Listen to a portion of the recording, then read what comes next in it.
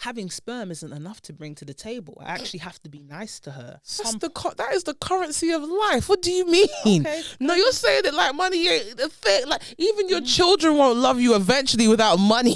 If men weren't hopeful, would we really have homosexuals? I'm gonna put you on the Britney Spears guardianship if you want to be that dumb.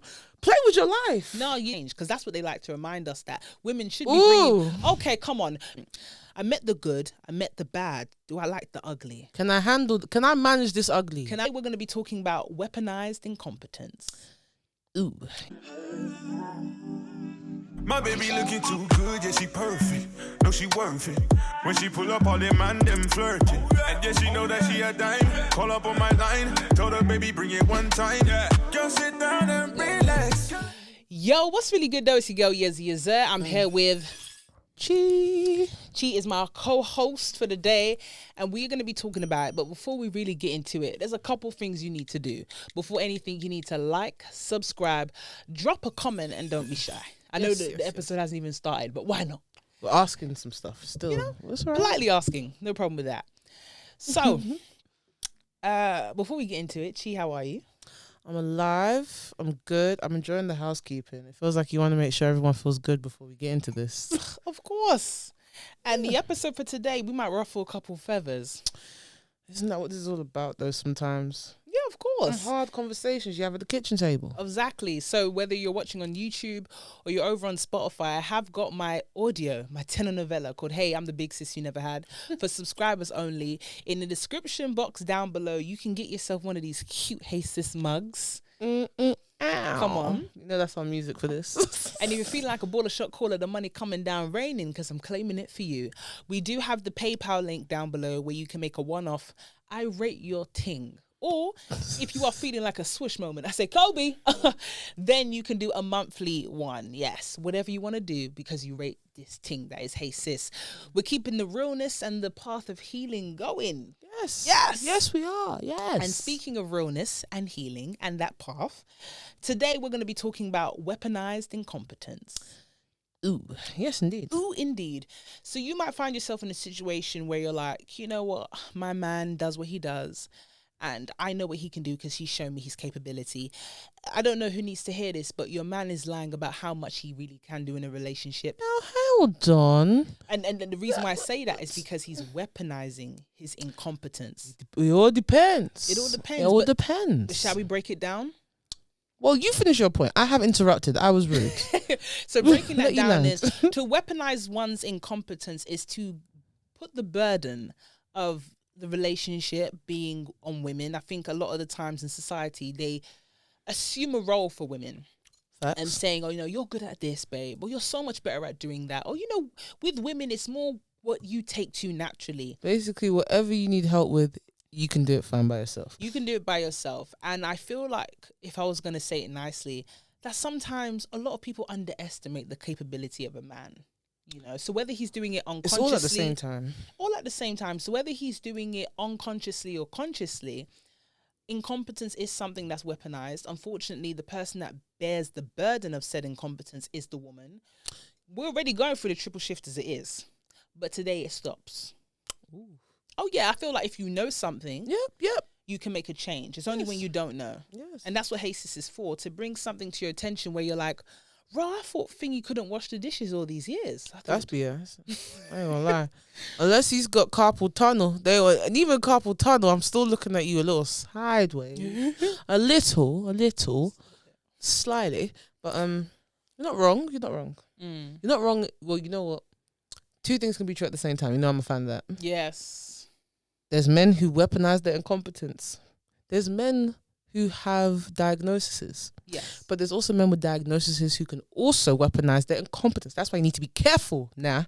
If you've watched any Tyler Perry movie, just because they're in a wheelchair, don't mean they can't get dunked on. But that's not the point. The point I'm trying to say is we can respect each other and respect our values and our sanctity and of our mind. And we need to remember that. So while you're on, if you are a lady listening to this and are perhaps on a journey of feeling tired, feeling like you're putting in more hours than you should, feeling as though somebody is playing right now. Someone's playing with me. Before you rush in with like it's a weaponized. That's what he wants. He wants to say, look, you're tricking on me. You're crazy. Yeah. This is what you do. No. You first of all drop expectations. I would like to think. Okay. First, drop expectations. Like, I'm not expecting nothing from you, but that also means don't expect nothing from me. Ooh. The problem is everybody has expectations, and that whole idea of weaponized incompetence because there was an expectation. Okay. Now, the problem is some of you will hear this and say, so I don't need to expect nothing from him, and that's it. No. Don't forget the part I said after. And as he shall not expect from you. Because now you have surplus energy for yourself without making anybody feel bad. True. Because anybody could have an illness. There's ADHD. Yeah. There's physical ailments like carpal tunnel. There's all types of things that can plague a man or a woman now. Yeah. But we will not be victim to what will be the paranoia of thinking this person is playing me. This feels like weaponized incompetence. It's okay. We don't have to play games. We're adults. Yeah. We just do for ourselves. It's true. But what you just described was leveling the playing field. And sorry to use the word playing. But that is technically what it is, no? To play the game, girlfriend. And that's why for me, I don't care what people say about the dating scene. I will never underestimate the courtship stage. The dating stage is so instrumental to knowing, hold on, being with this person, am I going to bear the burden? Am I going to carry this person along the way? And when I say carry, I know a lot of people have negative connotations, but what I mean is in carry is in like, will I have to take on more and be worse off being in a relationship than I would have had I been single? I don't think that's a bad thing to say. What are we being nice for? I should have my life worse? No, because a lot of people, you know, that conversation of what you bring to the table. My thing is that it's okay to use that time of courtship and dating to be like, okay, what has this person been able to sort out for themselves as an individual? Because that'll be very telling to what we can actually do as a partnership. Okay. Because there's no point, unless you are with a sugar daddy, to have a partnership where it's very much, what can you do for me? And we just go along this ride as long as I can, as opposed to what do we do for each other and how can we be better off with each other? Because there's a lot of people in relationships where you're better off being single because you've now signed up to a burden on the back of occasional sex. But also, this isn't everybody. This is not everyone. Some people, there's the art of seduction, you know? People are actors. Some people are bad faith actors. They get in, just like with contract. You know how they say a contract is only as good as the person you make the contract with. The paper the paper ain't nothing. Because every day there's mergers being made. Mergers. People now saying, where are the books? You don't want to bring me the books. I just bought you. Bring me the books. Like, these are little things. And then eventually you find out one day, I've merged with something insane. And that can happen with some women. He lived for you. He always be like, where you at? I'll get you lunch. He was just too available. And that's the thing. Some would say, oh, that's the thing. He was jobless. That's what you should have known from there. He was too... No. There's good men that have time too. Yeah. You can't plague yourself to think there's a certain amount of characteristics that will make you... Because there's no game plan to this. That's so dangerous, you know. I feel like people do get sucked in when you're dating, where you go, if I have these characteristics, if this person checks off all these lists, this is going to be my dream man. You still I wouldn't have messed up. I'm the smart one. I'm the righteous one. I played it right. Exactly. But you see that ticking of boxes that people do, that ritual. Listification. That ritual of saying, I know what I want before I've met it. Or sometimes you need to still get to know what you've met. Regardless of the boxes that have been ticked. Because you'll find yourself in a situation where it goes, oh, you know, everything was fine in the beginning. Everything was right. And then he changed. Hold on. Yeah. Did he change or that's who he was? And you just got to that point of them. Because they always say that there's many faces to people, you know, and it's not to say, oh, this is the fake version, this is the real person. This is just different fears of seeing them, different spheres of seeing that person. So it's not to say for the first 6 months you were with someone that was a complete crook. This is not who they are.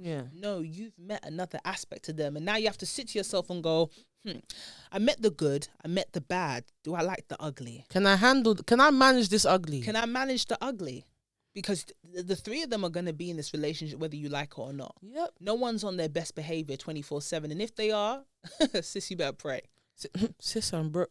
Well, I just like to say why. Because we all interact with each other in this life. And I've always been a firm believer of that feminism, because the term annoys me, but I believe in the general idea and the concept. I believe in our equality. Yeah. But when women are free, men are free too. And men are free, women are free too. If we're all free, no one's upset, no one's overly demanding because we've got what we need. And when you base it on, okay, I've met another side. I've seen the ugly. I understand that in life in general, every 5 years, if you're with somebody, they will have literally a new personality almost every 5 years, potentially from all the time you've been together, different experiences. You can't take it personally, but what you can do is move effectively. So when you're like weaponized incompetence, it brings a feeling to your chest. You know what I mean? Yeah. It's real though. It's what that is. You need to say that to keep you awake, so you don't fall asleep at the handle. Like you said, the first 6 months, that was generally what you thought you knew. But you can't forget the term weaponized incompetence. So when it starts creeping in, you have an understanding of the terminology. You have an understanding of, okay, this isn't on me. I'm not going to let the patriarchy slip in my head and say there's just something I can do. There must be something I can do to bring out the best. No. Yeah. This is who they are right now. You can't, like you said, it's not about how long can I take this before the...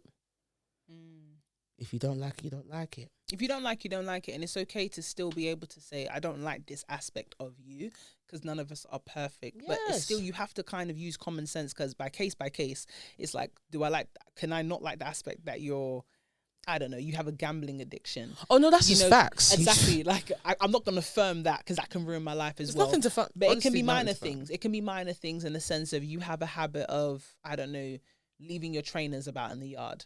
It's not a deal breaker. But there's something that you said as well. It's like, I think as we get older, and one of the things that a lot of people that find themselves in a situation where they are seen as lesser in society is based off a lack of knowledge. And I feel like the more we know as women, the more that we can be in healthier relationships. I think it's okay as women to say that, you know what, I don't have to put this person back together. I don't need to be seen as the fixer.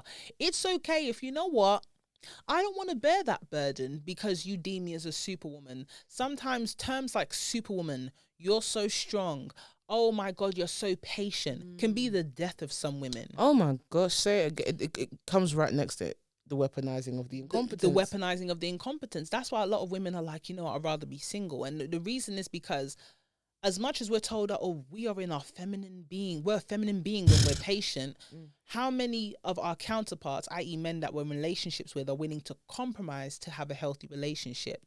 They're not taught to compromise from youth. Exactly. It's not their vision of marriage. No, the patriarchy did that. So when you have a lot of boys that become men that were never taught how to compromise and what's needed to be having a healthy relationship. My mother did this, i.e. you should do this. Exactly. Then you find a lot of women now, not the 1950s anymore, going, oh, is this what this relationship's looking like? I'm gone. Because generations before me could have affirmed it, but right now I don't have to. Why? Because I have the tools to survive without a man. So what's happened now is that a lot of men are like, having sperm isn't enough to bring to the table. I actually have to be nice to her. Stop. No, but you know, that's what it was a lot of the time. You know what? You want to feed into the fact that a lot of women cherish having a family, and some men use it and weaponize that. Oh, now that right there, you know me, I'm always a fan of breaking that down. That's another day. But what I will agree with you is that a lot of man's bread and butter in this seduction game of what is their seduction in life. Yeah, their idea of It's it. a very poor seduction game because it only works on a small demographic of girls who don't pass the age of 25. Yeah. So your seduction ain't great. Give her strength. But yeah, what we can grasp from this whole situation is like, it's for everybody to take their part. It's for everybody to want to stand up and be counted. Like you said, sperm's not enough. So please bring a active attitude, bring one that wants to engage and be present. And to add on the sperm bit, sorry to cut you off, is as a man, your sperm and your salary nowadays isn't enough to bring to the table. So you're going to have to be present in mind, body and soul in all your relationships. God. And when someone asks you to be present, it's not for you to now go to your boys and say she's asking for too much. It's because times have changed. Because that's what they like to remind us, that women should be bringing... Okay, come on. Because they like to remind us... I ain't got no devil's advocations here now. Let's really free the realness. Figgity facts. Okay, because a lot of them like to say, oh, you know, times have changed, women, you need to be realistic before you lot start having to share us. Okay, 50-50, 50-50 or like it or lump it. Okay, 50-50 like it or lump it. So your 50-50 is you have to be present. Your 50-50 is you're going to have to start doing some of the traditional feminine roles, whether you like it or not. I think that's a real good thing. That's the truth there. Like, I ain't gonna lie, everything you said is the damn truth. You know those memes when you see them, memes of like, what's them shorts where you see, what would you do if your wife made like 500,000 and the man just slides on the bonnet, start cleaning the house. Like a good stay at home. But isn't it a shame that money is sometimes the only reason people compromise?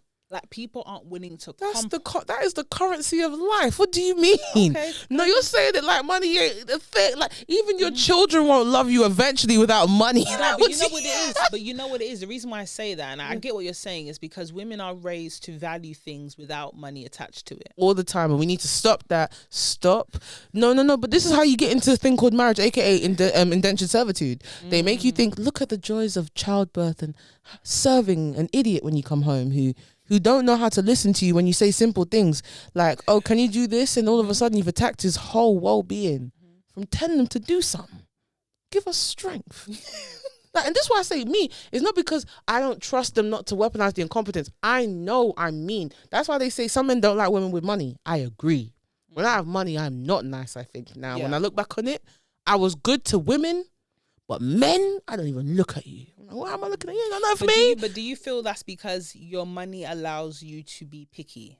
My money gives me power, and power is control. Yes, because you find that when people are given that pill of fame, they are very picky in who they engage with, who they entertain in regards to opening emails, messages online, who they say they've seen their message, and who they've seen that, I missed it.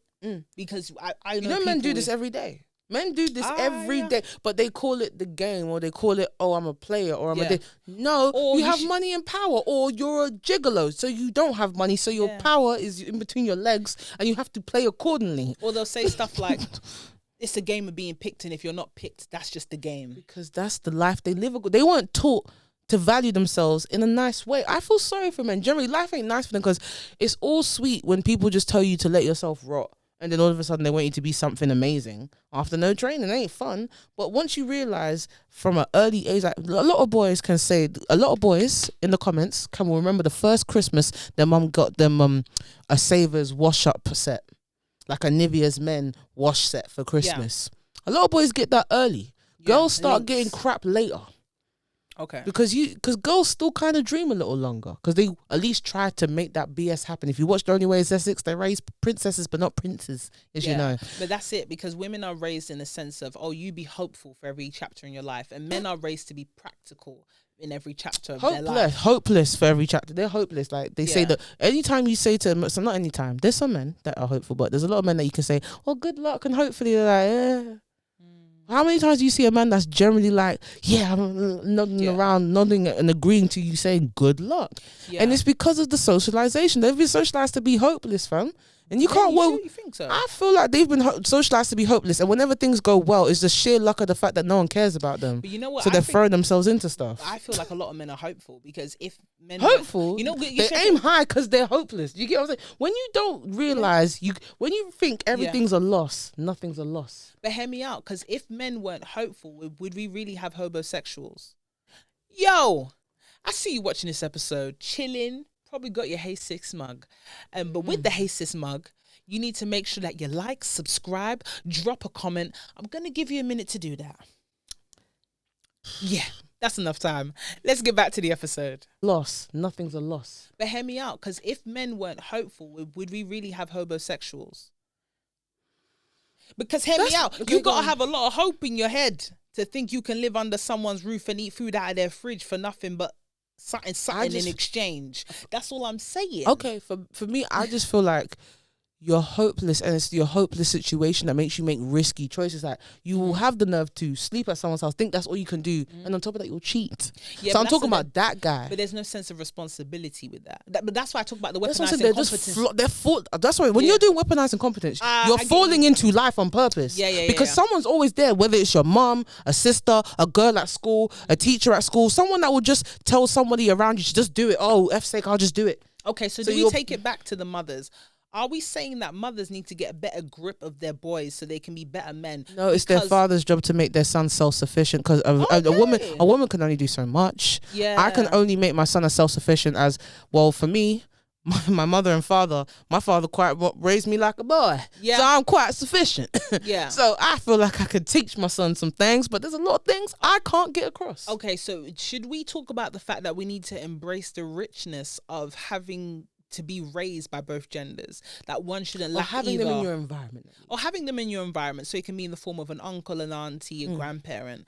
Because I feel like when you don't have the masculine and the feminine upbringing, and both genders need it. Both genders need it to have that balance needed in order to be someone that's functional. And sorry to keep using this word, but a burden. I think it's a true word. The word's burden. The word is burden. Y'all know how you feel when someone gives you papers and you have to leave and you ain't got nowhere to go. You could say, they did me wrong, but he saw you as a burden because he could uplift you from himself. He can literally like a barrel. And you're only ever seen as a burden if someone can look at you and say, I don't see anything to gain from this situation. So what do I get out of it? And some will say, oh, back to the table conversation. No, the table is symbolic for what it is that how my life is gonna move. So as an individual, not as a unit. As an individual. Because if you go on the first date, or you're dating someone for 6 months, you've never met their family, you don't know where they're coming from, you don't know what their career goals are, what they're doing now, you don't know where their mental health is right now, and then you wait till the point of marriage and you're like, I didn't know they were so imbalanced, I didn't know this is the family setup they're coming from, so they have a lot of trauma and healing that needs to be done for them to even show up as a partner in this relationship. Or even the fact of, I didn't know they had a criminal record, like we can't get a yard. Like, I didn't know your credit score was I feel so sorry for those girls. Like, because it's like, on average, like, that's a different level of paranoia for me to believe I need to credit score check this man. No, but hear me out. But you need to have it, though, because look at the men that are out here. It's the men, it's like, let the man who you do that to just understand. They have to. And he has to. And if he doesn't understand, there's something he's hiding or there's something he doesn't want to admit. And because on the first date or while you're dating someone, you need to know what job they're doing, what's their salary, what's your credit score. You got a couple CCJs, how many kids we talking about? Because then I need to know how the budget is stretching. I need to know in this relationship, what responsibility have I actually signed up to? It's not when at the point I've now caught feelings and then women come in once again having to firm the BS because we have to, because we're told to be so patient. Because why?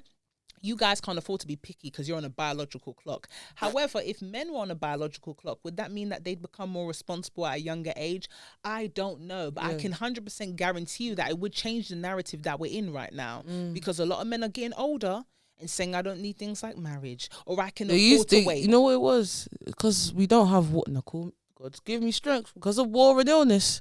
Y'all die so early. Sometimes the longest time someone could live for is till 50. You better start getting married and having kids. Yeah, because I think it's so funny. There's some men that walk around this world, and some, not all, that feel like I don't need marriage and kids. Like I don't need it. Yeah, and it's like, are you sure about that? Because you ain't got a biological clock, are you sure about that? Because we know what the mental health stats are. Yeah, you can't hide from the numbers. Numbers say a lot about you guys. The numbers say not being shady. Generally, wish things could be better. It's just factual. It would make our lives better if your lives were better too. It's factual. I feel like from our community, we can benefit having a lot of conversations, and it's okay to tell our brothers, I know it's all fun right now. You're messing with girls younger than you. You're living your life like there's no tomorrow, but I feel like we need to get rid of this negative connotation that's attached to the term settling down. Settling down is okay. Getting your priorities straight is all right. Acting your age isn't something you should be scared to do. It's beyond acting your age. Oh, you know what? I've now almost flipped. I might be joining you on their hopeful little girls. I'm not being sexist. This is the best way I can imagine it. Okay. It's like being a little girl with your little, like... tiara. Yeah, and it's like, miracles happen. You got your Princess Diaries vibes going on. When you believe. But that's what these boys go through when they're like, but mother, I can't settle down. There's many girls in the fair land who I need to pillage before I settle for my one true love. Because if I break down all the idiocies that a man was saying between, that's how you sound. I just need to know that when I get married, it's true love. Yeah. But I'm going to do it in the most disgusting, regretful way, sleeping with everybody and lying. Exactly.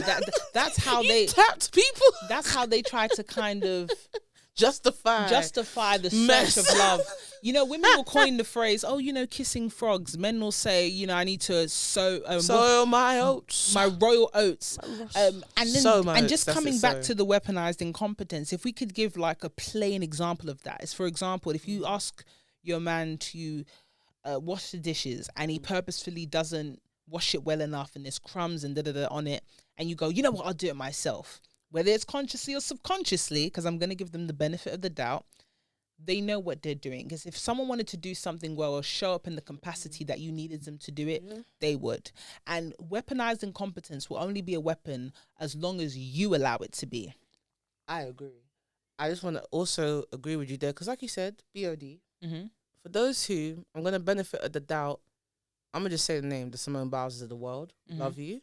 Sometimes life has brought us from relationships in our home that just because someone's nice, certain things feel good. And I would like to say that gently imply these ideas. Sometimes just hearing it feels like so much to someone. Like, nah, it just feels like I'm breaking up with them. It just feels like I'm disrespecting them. No, it's like we said, don't want to wash the plates. That's fine. Remember, next time you cook for yourself, you clean for yourself. The 50-50, to come expect the same thing back. Exactly. Yeah. So when he's like, is there dinner? I was like, well, because you can't wash plates and I don't want to create something that you can't do. Yeah. I didn't cook for you to have that stress. Yeah. Because I know that thing really hurts your brain when it comes to, he says, if he says, are you taking the mick? I'm like, no, but like, it looks like it's really mentally challenging for you. Because you see this weaponized incompetence thing, we can keep going till you just call yourself not okay. Yeah. Then all of a sudden, I can get the government involved and they can take you away, because technically it will become abuse me touching you. Yeah. If you want to go that low on what you can't do, we can take it there. We can say you are incapable. Yeah. You have no capacity. I am your guardian. Is that No. I'm gonna put you on the Britney Spears guardianship if you want to be that dumb.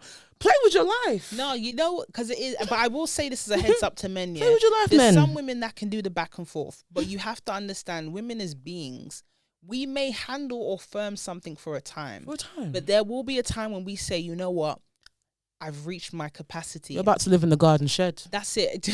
And I'm gonna say he's gone mad. Take him. No, it's true. Some women lie in wait. Not just because you don't shout. Be careful. Think about your life. Yes, be careful. That's what I would say. Yeah, obviously we got to round up the episode. Sorry. We got to round up the.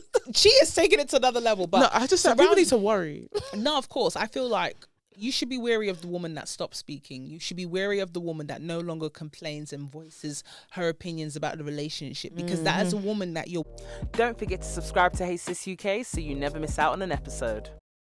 What you said is a fantastic point, and you need to be wary of the woman that stops talking, the woman that stops complaining about how you're not showing up in this relationship. Because in real time, you're seeing a woman giving up on the image that she once knew of you, coming to terms with the person she sees in front of her today. Yes. Because a lot of people say, oh, you know, you had this image of a man, but not all the time. Sometimes you're going off the back of the man that was introduced to you in the beginning fraud. of a relationship. False advertisement. That's what I'm saying. So women don't say, oh, you know, you're getting on my nerves today and break up with you today. Yeah, they don't. It comes to a time when she's like, okay, I need to be in my practical bag because I entered this relationship with my heart. I'm now in the midst of this relationship and I got to use my mind and I need to check out now. This isn't the 1950s where women will firm it and be actively depressed in a relationship. Yep. Now it's like, you know what? I can live a good life. I don't necessarily need the company of a companion. Yep. That if I'm still with them and I still feel so lonely, there's no point. We're in an era where women are saying, I'm going to put me first. I got to put me first, Lucius. And and you know what? It's fantastic to see, but I do hope in turn it allows a lot of men who are willing to be in relationships say to themselves, you know what? I might not have had to do that. Like my father's father didn't have to be present, but I now have to be present. It's a new day and I'm willing to step up to the challenge. Facts. We'll see. But final takeaways before we go when it comes to weaponized incompetence. Yeah? Yes. See what we're saying. Okay, well, I would say very briefly that the goal is for women to seek their peace first and us as a community to not look to trap anybody and look to ensure that we respect everybody and bring our best selves. Yes, indeed. My final takeaway in regards to weaponized incompetence, if you want to be able to establish and identify what that is, it's someone that consciously decides to say, oh, I can't do this thing you need me to do in a relationship, and I'm going to do the least I can do and see if I can get away with it, and use that as a weapon to say, oh, this is the reason why I can do the least. And women, I want us to be okay to say, if you can't do this, it's not enough to be in this relationship, because I'm doing all of this, I'm going to need you to show up as well. So yeah, oh, thank you. That's a very cute honestly, clap. this is not, honestly, it's not enough. It's not enough. It's not enough. And it's okay to say it's not enough. And you saying it's not enough doesn't mean you're asking for too much. And I know women that look like us, as in black women, we're told all the time that, you see, your expectations in a man is too high. You need to be more realistic with what you want. And you know what? Dare I say, if we have invested in ourselves enough, and if we've shown up to this so-called table, bringing our 50%. If you bring too much, let's be honest, a lot of black women bring more than the 50. We are one of the most educated groups, and also one of the number one booming groups in enterprise. So most black women at this theoretical table, God give us strength, are bringing more than the 50. Exactly. So if women that look like us are bringing more than our share to this metaphoric table, and we say, you know what, this is what I want and I don't really want to settle for that, and we're getting combative comments like, you need to be patient, you need to be realistic, do you know the average ratio of men to women in your city, your state, whatever? Oh my days. I'm gonna say that you need to stop doing that, because once again, you're telling black women what they should actually expect from society, and tell us what we want, except you're telling us what we want, but you're not hearing what we actually need in our lives, because you say protect the black woman, but then you tell the black woman what to do. We tell you what we need, and you tell us this is what you're going to have. And that is not protecting the black woman in any facet. So before you go and do that, think, because we're getting more comfortable with voicing the issues in our communities. So yeah, on that one, we're definitely going to do a part 2 of the weapon. We have to. But the before statistics thing was just straight on. Oh, we got a deep dive. But guys, if you know what it takes to produce the show, the PayPal description is down below. But before you go, make sure you like, subscribe, drop a comment. You can get yourself a sip next time you're watching the show. Sip with us, okay? Come on. Hey Sis mugs, description box down below. And there's nothing you need to do other than stay blessed. Bye. Sit down and relax. Girl, let me put it on you, no time for chit chat. Because she move like a queen, and I like what I see, and I wanna get more of that. I undress and he blows success. Lay down as you decompress. Come mine and forget the stress. Got the 9 to 5 cause he tryna change his life. He can't help it but to show his bad side. So he call me Yezzi when he want that good ride. Follow my stride, you know you want a good time. Pick any card, I know it won't decline. He know how to please me, never tease me. Keep me in Givenchy, laced in Gucci. Quick, take the keys and drive to Chelsea. Eat a Scalini, order linguine. He ordered the chateau, we got it to go, then flew to the chateau. You already know, friends telling me this.